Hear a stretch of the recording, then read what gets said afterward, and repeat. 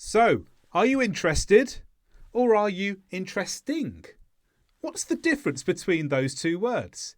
Can you put ed and ing at the end of any verb? Watch this video to get all your questions answered and make sure you don't make any embarrassing mistakes, or you might be embarrassed, literally. So ing and ed are letters we can put at the end of verbs to turn them into adjectives, although not all verbs. So first of all, ing and ed. So adjectives ending ing means how something is. Adjectives ending ed is how something makes you feel. Because the show was interesting, it created a feeling in me of being interested. So the ed ending was the result of something that had the ing ending. And it's really important to get it that way round, and let me show you why.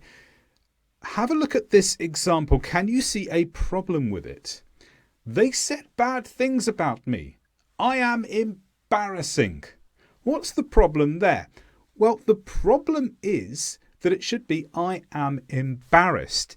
I am embarrassed means something embarrasses me or something embarrasses you. And that's the correct sentence to use there. If you say I am embarrassing, that means I make other people embarrassed. It's basically saying that's who I am. I'm an embarrassing person.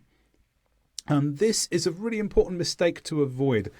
What we often don't get in grammar books is something telling you when you can make these ed and ing adjectives. So first of all, you can make these ed, ing adjectives from most verbs where an activity makes a person feel a particular way.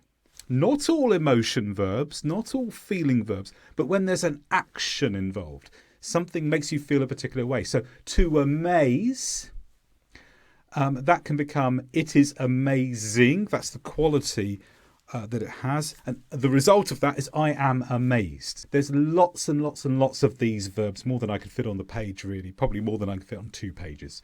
Lots of verbs where an activity makes a person feel a particular way. And that's when we use ed, ing adjectives. But even there are a few complications. So when can you not make ed, ing adjectives? A few feeling verbs don't follow this pattern. So for example, to like. We don't say it is liking. We might say it is likable. So the quality, so if a person is nice, then that quality of person is likable. They're a likable person. The effect still has the ed ending. I am liked. Scare doesn't become it is scaring, but it becomes it is scary. The effect is still I am scared. Upset, the irregular pattern is in the ed part. We don't use the ed part. So we still say it is upsetting, but the effect of that is I am upset, not I am upsetted. So there are a few little irregularities. I've caught a few of the most common ones here, not the only ones, but just be aware this is not a universal rule. And one more thing before we finish. With stative verbs, so those are verbs that don't have an activity involved, ed creates a factual adjective rather than a reactive adjective.